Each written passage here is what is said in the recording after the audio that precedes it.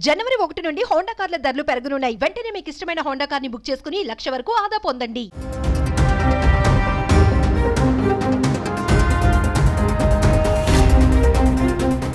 తెలంగాణలో Congress PCC chief Revanth Reddy సారథ్యంలో ఘన విజయం సాధించింది. పార్టీ విజయంతో రేవంత్ ని ముఖ్యమంత్రి పదవి వరించింది. దీంతో ఇప్పుడు పీసీసీకి కొత్త అధ్యక్షుడిని నియమించాలని పార్టీ హైకమాండ్ నిర్ణయించినట్లు తెలుస్తోంది.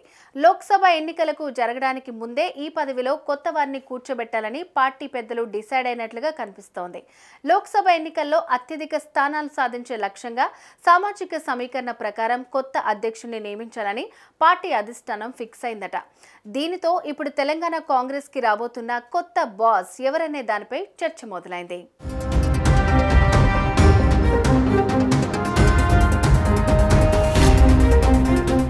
టీపీసీసీ అధ్యక్షుడు కోసం కాంగ్రెస్ అధిష్టానం ముమ్మర కసరత్తు ప్రారంభించింది. ప్రస్తుతం రెడ్డి సామాజిక వర్గానికి చెందిన నేత ముఖ్యమంత్రిగా ఉండడంతో పీసీసీ చీఫ్ పదవిని ఎవరికి ఇవ్వాలన్న దానిపై కసరత్తు చేస్తున్నారు. అయితే ఇప్పుడు తెలంగాణలో కాంగ్రెస్ అధికారంలో ఉండడంతో పీసీసీ చీఫ్ పదవి కోసం పోటీ గట్టిగానే కనిపిస్తోంది.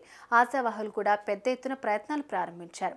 ఇప్పటికే కొందరు నేతలు హస్తన స్థాయిలో లాబియింగ్ కూడా మొదలుపెట్టారు. ఢిల్లీ వెళ్లి తమకే పీసీసీ చీఫ్ పదవి ఇవ్వాలని, తాము పార్టీకి వీర విధేయులుగా ఉంటూ పార్టీ బలోపేతం కోసం ఎన్నాళ్ళుగానో పనిచేస్తున్నామని, తమకు ఒక్కసారి అవకాశం ఇవ్వాలని నేతలు కోరుతున్నారు.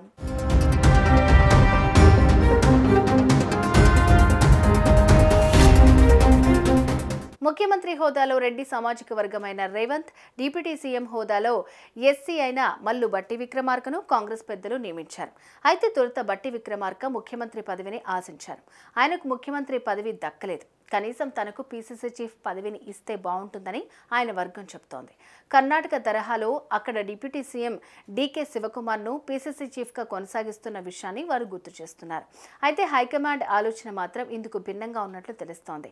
లోక్సభ ఎన్నికల వేళ సామాజిక వర్గాలను పరిగణలోకి తీసుకోవాలని పార్టీ పెద్దలు భావిస్తున్నారని అంటున్నారు.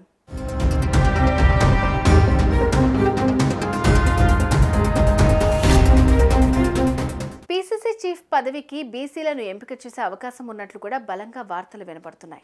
తెలంగాణలో అత్యధికంగా ఉన్న బీసీలను ఆకట్టుకోవాలంటే వారికే ఈ పదవి ఇవ్వటం సముచితమన్న అభిప్రాయం కూడా వ్యక్తమవుతోంది. అయితే బీసీల్లో కూడా పీసీసీ చీఫ్ పదవిని ఆశించే వారి సంఖ్య చాలానే కనిపిస్తోంది. ఇందులో భాగంగా రాహుల్ గాంధీకి సన్నిహితంగా ఉండే మాజీ పార్లమెంట్ సభ్యుడు మధు యాష్కి పేరు కూడా బాగానే వినిపిస్తోంది. అదే సమయంలో మహేష్ కుమార్ గౌడ్, మంత్రి పొన్నం ప్రభాకర్, మాజీ రాజ్యసభ సభ్యుడు వి హనుమంతరావు పేర్లు కూడా అధిష్టానం పరిశీలిస్తున్నట్లు సమాచారం. మొత్తంగా లోక్సభ ఎన్నికలకు ముందే కాంగ్రెస్ కు కొత్త బాస్ రాబోతున్నారన్న వార్త హస్తినలో గుప్పుమంటున్నాయి.